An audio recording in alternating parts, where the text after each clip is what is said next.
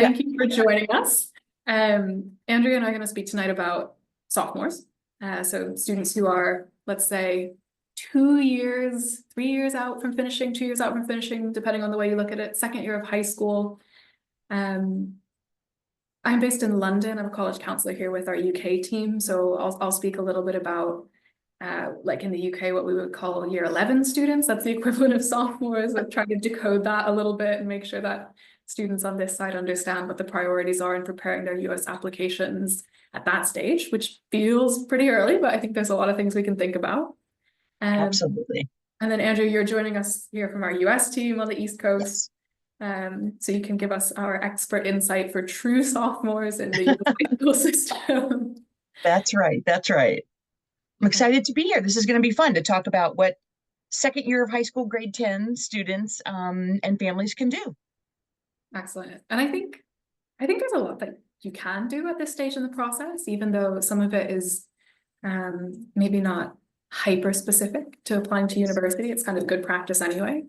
But we'll try to highlight some of the key things that maybe families don't think about soon enough, or maybe that they can spend more time thinking about in sophomore year and really get a great start to preparing college applications even that far out. I agree. I think junior year in the US sneaks up on us, especially the second half of the year, and doing some things in advance, thinking and some light research and things like that will really help lower the stress level and keep families on a very clear path. Definitely.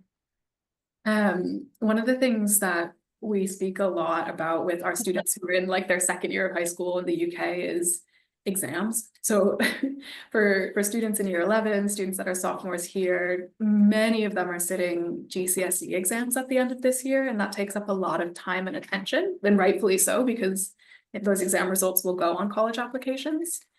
Um, but I also think it's important to not only just think about GCSEs this year. Andrea, as you say, building that foundation now can really help with workload down the line. And like, while that's an important piece of the puzzle, I think another really crucial thing that students will be thinking about now, just because it's essential, is, well, what am I going to do next year? Right? Like, okay, I finished sophomore year. I perform really, really well in my exams, or I get really strong grades in my classes, whatever the situation might be. And then going into the final 2 years of school, where you can really start to get more developed in your academic skills, right? You can access higher level subjects. Like, what do I do then? So for us, the big question is, which curriculum do I choose? Because there's oftentimes optionality. Do I do A levels, which are really focused, fewer subjects, or do I do something like the IB curriculum, the International Baccalaureate, which is broader, required to study a range of subjects? Definitely something that's really important for our sophomores to think about. Ultimately, I'd say choose what's best for you, right? First of all, whatever pathway you choose is going to get you into university. So it's not like the US accepts one or doesn't accept the other pathway. But you do want to make sure you're choosing it for the right reasons. So if you're the sort of student who's really specialist and you're excited to go down a pathway that's maybe STEM focused or maybe humanities focused, and you want to have more specialism and fewer courses, that's great. Go down the A-level pathway. Make sure you choose challenging A levels. Make sure that you succeed there. You get kind of the best grades possible for you, but that will work great.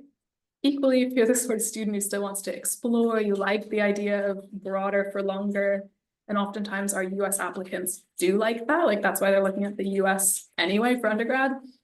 Go for the IB, right? If you have that option. It's a really, really good way to keep that breadth and to ensure you can keep exploring and can keep kind of the wide range of subjects while still having a rigorous course load, because that's what the universities will be interested in. So true. And here in the US, we have a slightly different rate process, although still the consideration of what's next is important. And when students are in ninth grade in the US, they don't have a great deal of option, right? Most ninth graders have to take a particular set of courses. There might be some tracking for math or language, but they don't have a lot of options in ninth grade. In 10th grade, they have a little bit more option. But really, we're thinking of now about courses that will play out for your student, your child in grade 11 and 12. And a couple things to think of in this sense, in this aspect are colleges like to see a few things: a progression, right, of rigor over the course of 4 years. That doesn't necessarily mean rigor in every single subject, but it is helpful. You can't ignore the subjects that your child isn't, right, loving or specializing in, but focusing on where their strengths are and what their passions are. So increasing rigor where you can over the 4 years, um, as well as challenging yourself beyond the minimum sort of high school graduation requirement.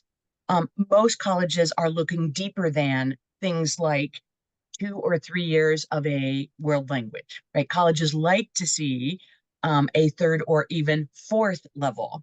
And a lot of students, that tends to be an area that students would, when I was in a school setting, would come in and sort of complain about. They already did their requirement and they didn't really want to do the next year. And here's always where I landed with those students. One, if they had completed the AP level, if that's available at the high school, and wanted to use that period the next year to sort of double up in something that they love, or to get an extra math or science, something like that in. That was sort of my compromise with them. But I always came back to having that fourth year. It's already a class they've been in. It's not necessarily significantly harder year to year in the upper levels of the language. And most students get A's or B's in those languages, so why not keep the class um, and get a solid good grade? It's better to have that than have a free period or a study hall. So, but again, exceptions are certainly open to families where if a student wants to double up or take a course that they love the teacher and can't get it any other way, like, it's absolutely fine to go for that. Another question often in choosing curriculum does come back to math courses. And a lot of math tracking actually begins in middle school. So some students don't have a great ability to change the math track that they're on. However, lots of students can take things over the summer in conjunction with their school. I always say talk to your school counselor to sort of figure these things out. But many competitive applicants end their math curriculum with some level of calculus, maybe pre-calculus, maybe calculus itself, maybe AP level calculus. To get there, many students need to get geometry perhaps over the summer, right? It takes up a year's space in math. These are just some 4-year tracking questions to think about. I like to actually map it out on paper, each academic subject over all 4 years, and see the ending point so you can back that up. And this is a good year to sort of establish where your child is and figure out where you all would like to end up, and then partner with your school counselor and figure out what those possibilities are. Andrea, a question that I think Yes. I at least get frequently from families when they're looking at higher level subjects, maybe APs are more available after sophomore year, is, do I choose the hardest subjects possible, even though I know I might do less well in them, right? I might be kind of like, Yes. track for B's. Or is it better for me to get all A's across the board and just make sure I choose like subjects where it's going to be obviously straightforward, like I'm definitely going to get A's? Like, Right. where's your rights on this? This is the Yeah, question. it's such a good question. And one of my dear friends who's in college admissions always jokes about this question because college reps get asked this question too. And, she jokingly says, well, we want the harder class and we want the A, right? We want it all. But in reality, colleges, for the most part, who are evaluating applications holistically, meaning they're looking beyond just a GPA and a test score, right? They are looking at things like, did the student challenge themselves, right, in an academic area? That's not an area they want to major in, right? They get credit for that, even if it's maybe a lower grade. They look at the course load overall. Is this a third or fourth? After one, are they jumping up? Has it been progressively stronger? Each year they look at that as well.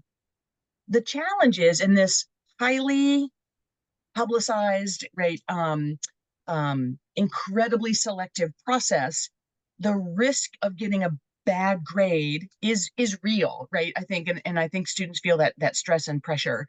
Now, I land where if the student can really stretch themselves and take the risk and maybe get the B, right, on an A, B, C, D scale, that very well could be worth it.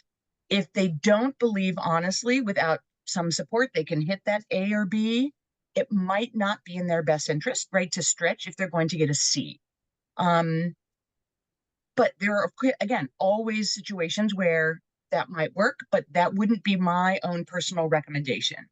And I think you want to keep in mind the student's other obligations, right? If they are a 3-season athlete, if they are in charge of a major project at school, yearbook editor or something that absolutely takes some time away, how much time can they truly dedicate, right, to working extra hard in those challenging classes and get those grades?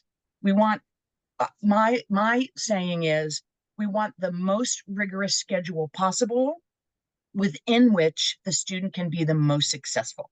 That's the winning strategy.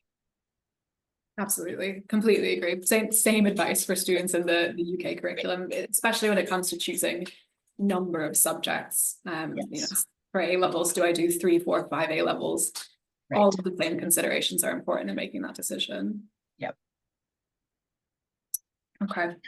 Andrea and I both laugh because we both used to work in schools and are very familiar with the importance of building school relationships, even starting in sophomore year. And by this, we mean, your child may be working with external advisors like ourselves to help support their applications, but regardless of that sort of support, they will always inevitably have certain documents that the school needs to submit on their behalf. And they are important documents in the assessment of their applications, right? So some of it is just data driven. It's going to be their grades, for example, but some of it is very qualitative as well, like the letters of recommendation.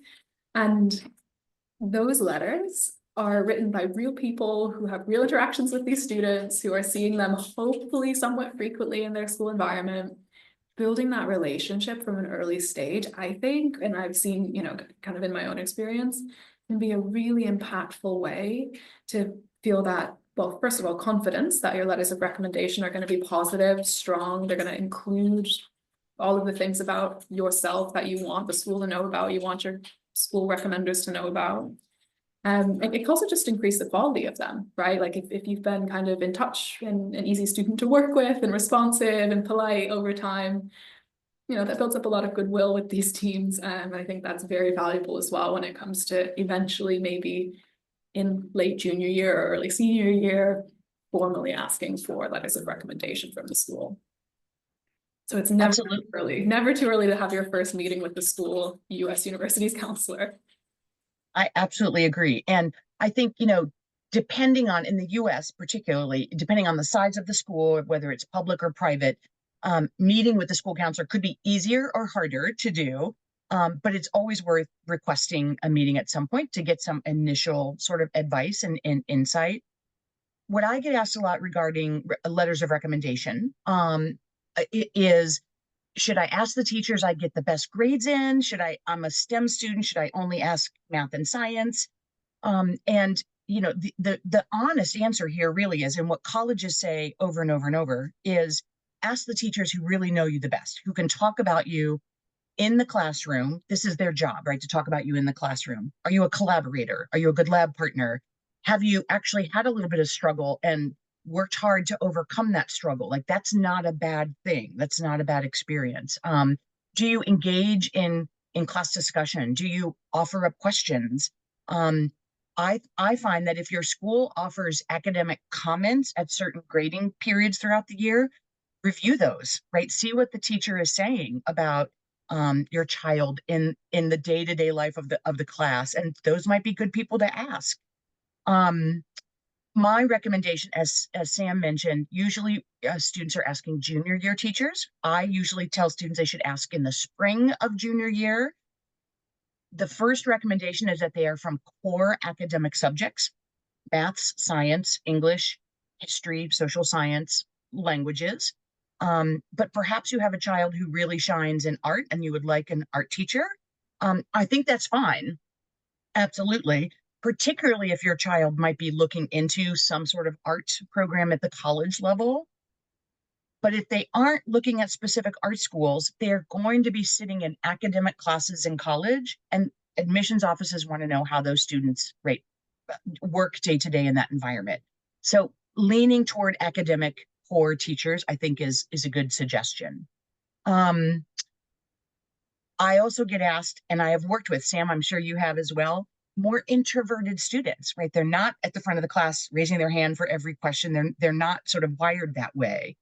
And my suggestion in those cases are students can do a couple things, right? They can make an appointment, right, to meet with the teacher and just chat about the lecture or discuss a couple questions they have on the notes.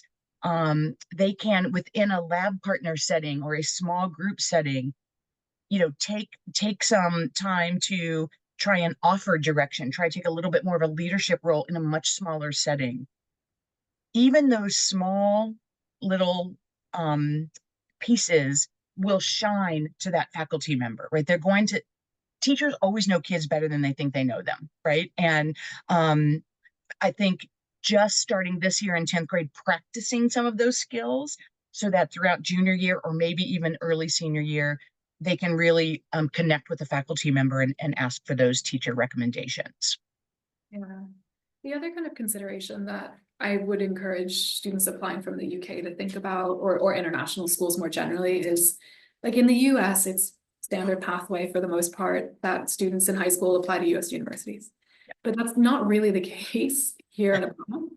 And I think it's important, especially as a sophomore, to be really upfront with your school and your school counselor about like your intention to make applications to the US. Like a lot of schools will provide internal support, information sessions, or kind of checkpoints to keep students on track with their US applications. And you want to make sure that your student's name is on that list and that they're not missing out on like crucial communication about the applications. And you definitely don't want them to come out of the woodwork in the later half of junior year leading up to application season. Like that should never be the first time that the school counselor hears from you about your interest in the US, unless you've had a humongous epiphany then and it's dawned on you for the first time ever you might do it. So if you're considering the US at all and you're in an international school, I think it's really important to flag that up to the college counseling team or the careers team, whoever it might be at your school, and just let them know like, this is what I plan to do in the future, so you can stay in the loop. And if there are any school specific concerns to think about, that you can start to discuss them. Yeah, good, excellent point. I would say in the US, we don't have quite that same issue, but we do have some families who might consider taking a study abroad or a semester abroad. Some high schools actually have partnered programs in that. Any of those special circumstances, I agree. I would have a conversation with someone in the school earlier rather than later, so you can really map out sort of how courses align or what you might need to do in advance or upon return from a specialized program like that. Definitely. Okay, speaking of specialized programs and cool opportunities, this is a question that we get all the time, day in, day out about US university applications. Like, what do I have to do in terms of my extracurricular profile? Do I have to do one of everything? Do I have to be busy all hours of the day? Do they only care about my extracurriculars and not my academics, right? I think the kind of most important thing to know for applicants is, yes, US unis will consider your extracurricular activities as part of their holistic decision. And they will be looking at your involvement outside of the classroom from freshman, sophomore, junior, and senior year. So mapping onto the UK timeline, year 10, 11, 12, 13, like all of those will count, so to speak, on your applications. And I think that sometimes families who come to the process a bit later are quite surprised to learn that what students were doing in sophomore year and freshman year are valid and kind of important for their university applications. So I would say that it's never too early to start keeping a record of what students are doing. And it's never too early to start thinking about within that record where the real passion lies and where there are real opportunities to continue to develop the activities profile, the extracurriculars profile, and become even more of a specialist, or to dive even deeper into one or two areas that you really, really love. Like those are kind of the key things to start thinking about in sophomore year. I agree. Sam, you hit the one recommendation I make on the head. keeping a record. So I think it's a great idea. And parents, this is a great thing you can actually help with. Help your child create a resume, an activity resume. It doesn't have to be fancy. And I know in the professional world, keeping a resume to a page is the normal recommendation. That's not true in the college process. It can be longer than a page. It can't be 15 pages. That's, no one's going to read that many pages. But, 1 to 2 pages is actually quite common for the college process. And when you actually put it on paper, you start to see, oh, I don't have very much, or I have a lot in this area. Colleges don't necessarily care how your child is spending their time. They care why they're choosing to spend it the way they're spending it. And so, some broad categories to think about are, is your child pursuing activities based on a passion, something they love, and they just have grown in? Maybe they've attended a camp for years as a youngster, and now they're a counselor in training and a counselor. That's fine. That's absolutely a wonderful activity. In fact, camp counselors often have very fun and funny college essays to write because of their experiences. If your child is maybe interested in the world of business, you get a part-time job. Shadow a few people who have, administrative roles in offices that you might know. Again, these are little tiny bits that can help build your portfolio, build your resume, while exposing, right, your child to some of these ideas that will help them think about a career, think about a major, and certainly help them write essay questions. So I think we get asked a lot too. My child is an athlete. We spend a lot of time in club sports and school sports. That's fine. They don't also have to do 3 community service activities and an art activity. They don't have to do everything. Colleges want well-rounded communities. So they want to see what the individual applicant is interested in and why they're spending time doing what they're doing. So again, if you are a little more introverted, right, student, it's important to find some ways to connect beyond just your day-to-day school life. But that can be in any host, right, of activities out there. And there are lots. If you Google summer activities for high school students, you'll find, a ton of options. You can ask your school counselor. Sam and I offer this kind of insight to the families we work with. There are lots of really reputable programs out there. You do not have to spend thousands and thousands of dollars. Colleges care just as much about a student volunteering on a regular basis at a local food pantry as they do a student going to, Costa Rica to study marine biology, right? It's why they're choosing to do what they're doing. So I think well-rounded is great, but it's not a necessity, right? Like you are absolutely free to specialize and really dig in to your interests or passions. And if you have an academic interest specifically, how are you learning about that area to help you choose that major? So Sam and I have students who will take an online summer course in something to help expand their idea about a particular subject. In addition to physically getting a job or going to a program or a camp. So there are lots of things out there to explore, and look for guidance if you feel like you need it. Yeah, and I think the summer after sophomore year is a huge opportunity for students because it's the summer where you're the most advanced, but the Yes. least busy, if that makes sense, Yes. right? Like Yes. it's okay. Yes. I've had a couple years of high school now. I've developed some real academic skills. I'm developing some passions and interests, but I don't have the pressure of maybe external exams yet. I don't have the pressure of actually like preparing my college applications, which will be a big project in the summer between junior and senior year. I think it's a hugely undervalued opportunity by a lot of families. You kind of hit the end of that sophomore summer and you think, oh shoot, everything's going to be busy from here on out. What did I do at that time? So I really like for students who are sophomores from now, right? Like this December to start thinking about how they're going to spend their summers and how they're going to use those productively to develop their extracurricular profile as well.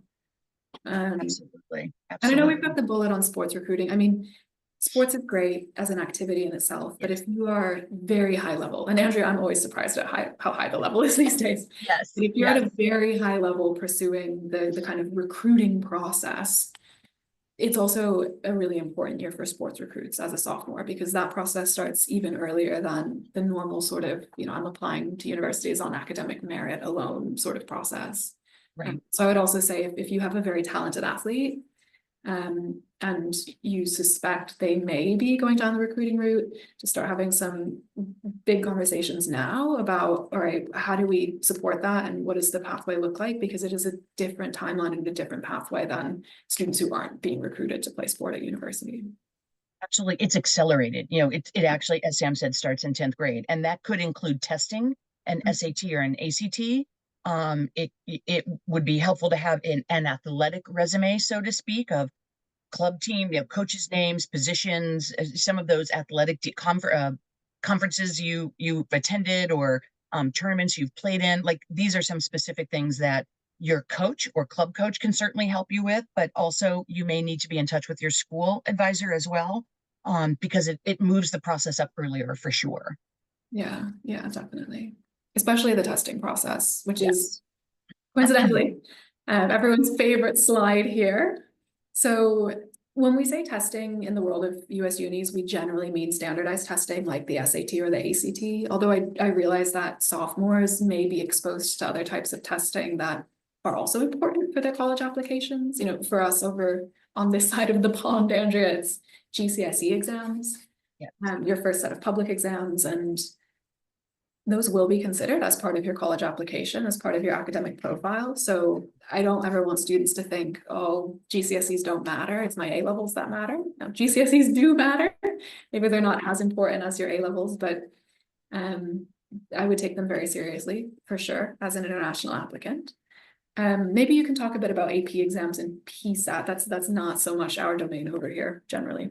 Absolutely. So the PSAT is the P actually stands for practice. It's a practice SAT. And I hope everyone's familiar with that terminology, SAT and ACT. The PSAT in the US is almost always given in grade 11 in the fall. At many schools, they also give it to grade 10 students, again, as a practice, so to speak, really just to dip their feet in the standardized testing process. Most 9th and 10th graders have never sat for one of these timed, fill in the circle, dot, bubble in the dot kind of test. There is also a version of a grade 9 PSAT that some schools give, not many. The PSAT is not an official test. This score will never go to any college. It's not on any applications. It truly is a practice. The only thing in the US that is more or less meaningful about the PSAT is that in grade 11, if you score well enough, it can qualify you for something called the National Merit qualification, like a National Merit semifinalist or National Merit finalist. That's just an additional thing you can put on your academic record that you achieved this, meaning you basically scored in a certain percentage in your state or region. That's not available on the grade 10 test. It's only for grade 11. So the other helpful piece about the PSAT is of course, it gives students, well, A, experience on these kinds of tests, and B, it gives you some insight on the academic content that you may need to focus in and practice a little more on, or for the SAT, or particular material that you haven't even had yet, right? So don't panic if it's covering math questions that you haven't had yet. You'll have a whole nother year before you need to, right, really fully be prepared. And again, the PSAT is not an official score that goes anywhere, but do use it to your advantage. I think it's a helpful tool. And in our business, we often use that score to help connect students with test prep tutors for the SAT or ACT. So it gives a sort of a ground level basis of what you're looking for. Does the student lack some actual academic content? Is it really timing? Are they running out of time? Do they need practice at how to time themselves? Is it strategy? How to guess, when to guess, what to skip? All of those things can be helpful information based on what the PSAT was. And in the US, many schools are now offering a similar thing called a practice ACT. Again, because the two tests are different formats, they feel different, they're timed differently. And so it's just something to think about. there are many free resources out there if you'd like to just try one at home and set the egg timer on a Saturday morning and take a test for 3 hours. Your child can do that at pretty much any time. But really, that process for most students will start in the junior year for official testing. APs, of course, if you are familiar with AP courses, there's a big final at the end of the test. And while those are not officially reported to colleges for admissions purposes, almost every college will accept AP scores. And there's an opportunity to report those in the Common Application. You're not paying to send your AP scores to the college, but you're self-reporting them in your application. And these are helpful, right? I mean, the colleges care what you do on a day-to-day basis in that class, and they're going to see your grade. That's very important.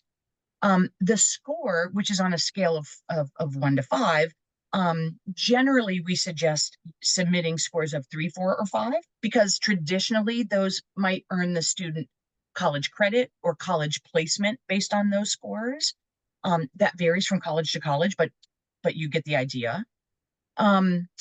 If you were in a highly competitive major, I'm going to use engineering as an example here, having an AP score in a calculus, AP Calculus AB or AP Calculus BC would be very helpful for you to be in a competitive level, right, of that applicant pool.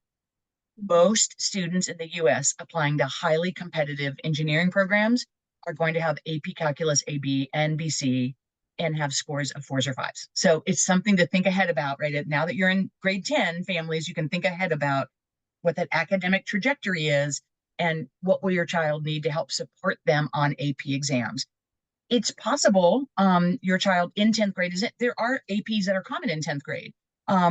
So again, before you get to the last minute of AP studying time, think now, right, about how can my child keep practicing in that content area to do well on the exam this spring. And one thing that I've been asked a couple times, and actually more often than I assumed this question would come up, from students who are on kind of UK pattern curriculums or like doing the IB, for example, they'll sometimes ask, well, you know, my school doesn't offer the PSAT, it doesn't offer AP exams because we use a different curriculum. Should I do those anyway to be competitive? The answer is the PSAT, definitely no. As Andrea said, not assessed on your application at all. Like, we would rather you just find an appropriate time to take a practice full SAT test, not an official one, but like a practice one on the app. We can help you assess the score, and then we don't really need the PSAT in that sense. And then for AP exams, no, I also wouldn't really recommend going out of your way to sit AP exams on top of your normal school curriculum. There have been maybe one-off instances where it may make sense to do an AP exam, but I would think about them as somewhat equivalent to A-level exams in a way, right? So if you are looking to apply to those competitive, let's say, engineering programs in the US, and you're doing A-level maths and A-level further maths, taking AP maths doesn't provide any new information for the university. It just doubles up on information they already have, which is you're a mathematician who's able to meet the challenge of high-level maths. What's better is to spend that time and energy on the SAT or the ACT, because that is a core component even of test optional applications these days, and more universities, you know, are becoming test required again. But that's a key component of very competitive applications, is a high SAT or ACT score. And even the most kind of well-qualified academic applicants, we find, can require a little bit of time and comfort before being able to demonstrate their ability on those tests, just because they're a little bit different from the sorts of assessments that we see here internationally. That's a good lead in, Sam, because in the US, that answer is a little bit slightly different. And particularly because of the test optional era, right, that followed the pandemic, that, you know, statistics bore out after year one, really, of the test optional year, where basically the whole world shut down.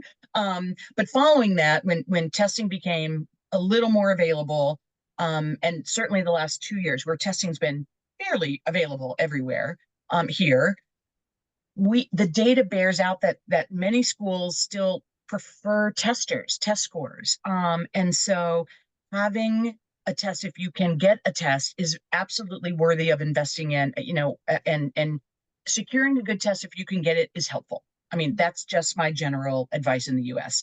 the APs in particular, especially when we were test optional, colleges were looking to those because those were in school, right? Those weren't at outside test centers. And so many schools, even in the pandemic, in my school, we still gave APs. We sat kids super far apart, and California kids sat outside, and so it was still some measure of standardized uniformity that they felt like they could use. And so I think if you're at a school who does not offer APs, my guess is that school is likely offering students to still order and sit for AP exams at the school. It's worth asking. Otherwise, there are online, right, AP programs where you can take the material. It's very difficult to find a host school to take an AP exam.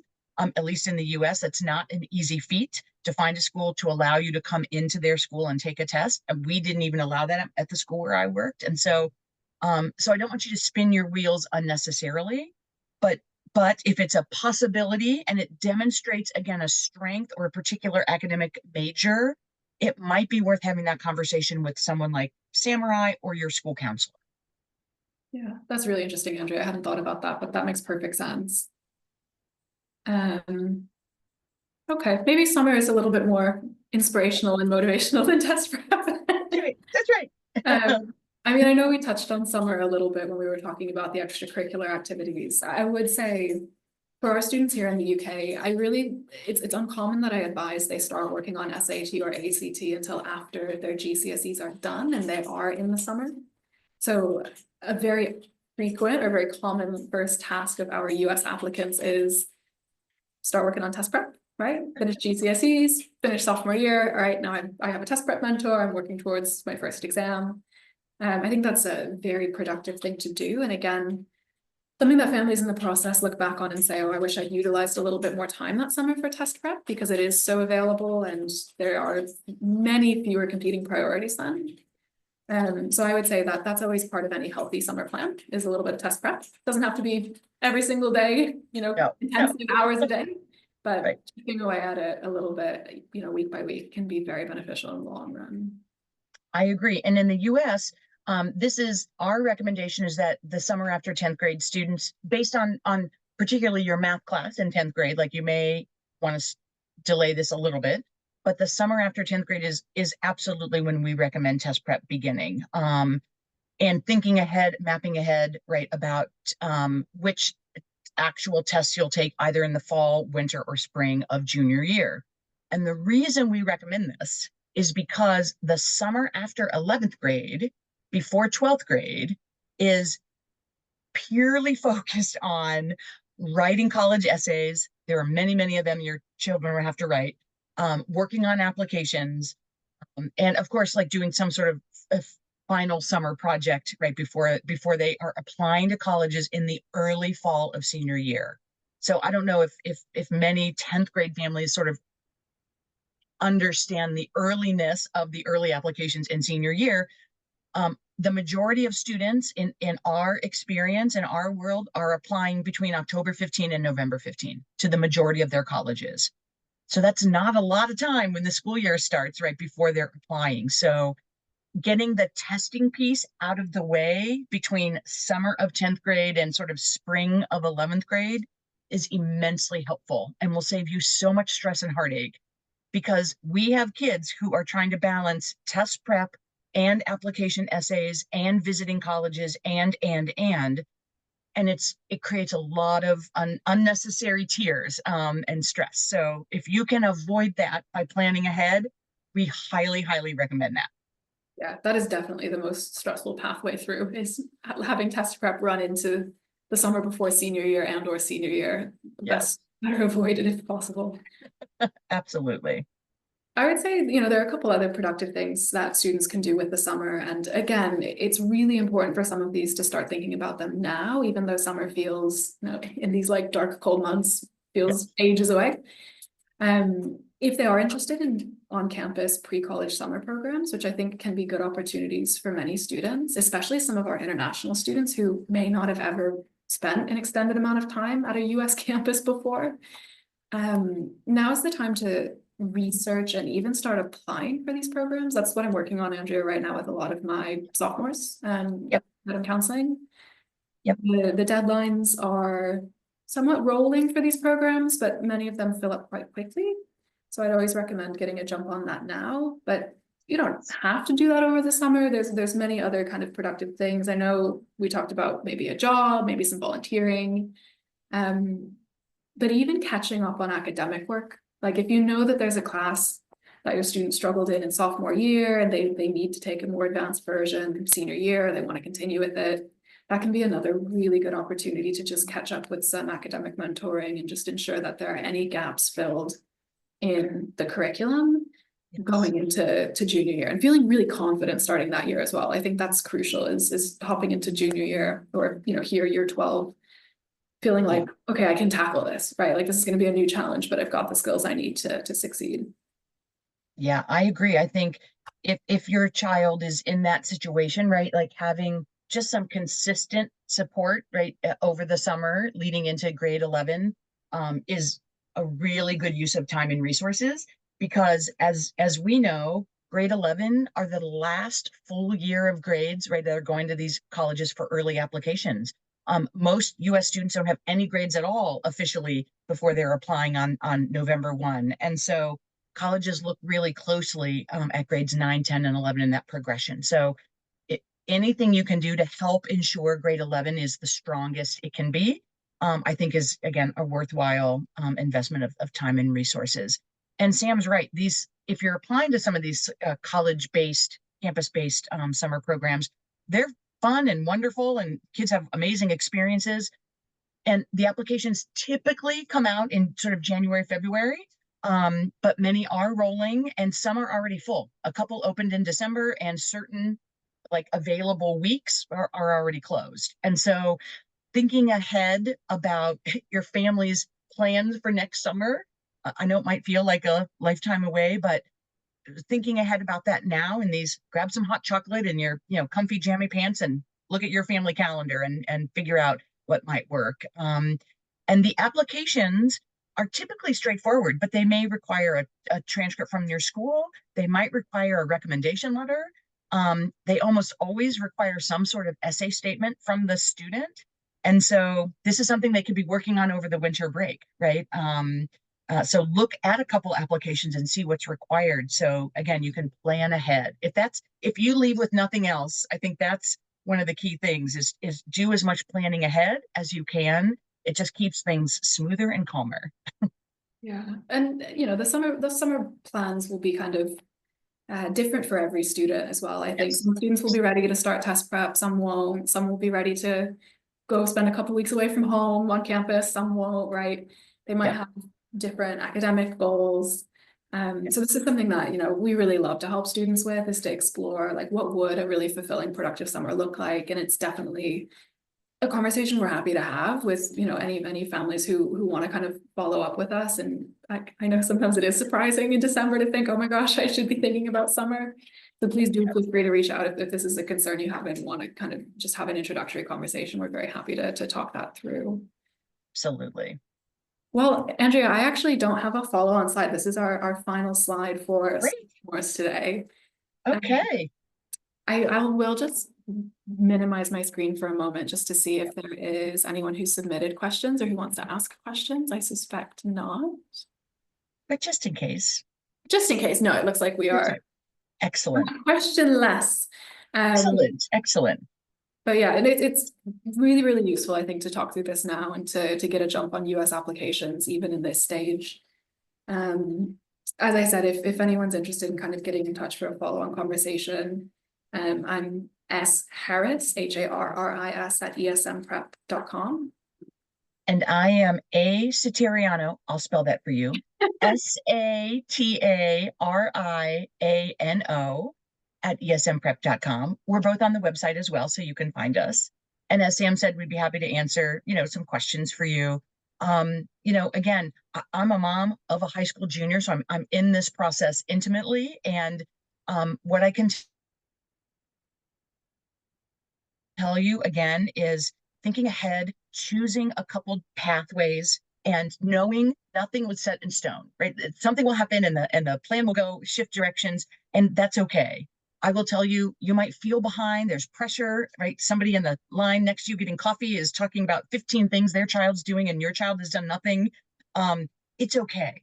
It's really okay. And you can put some things into place to help elevate their process and make things feel easier and more comfortable for your family. And in the end, there are many, many, many colleges out there who are going to love to have your child on their campus. And so anything that we might be able to do to help you, please be in touch, and enjoy the rest of this year with your child. Great, Andrea. Well, thanks for joining today. Thank you so much. This was a lot of fun, Sam. Awesome. All right. Bye, everybody. Bye, everyone.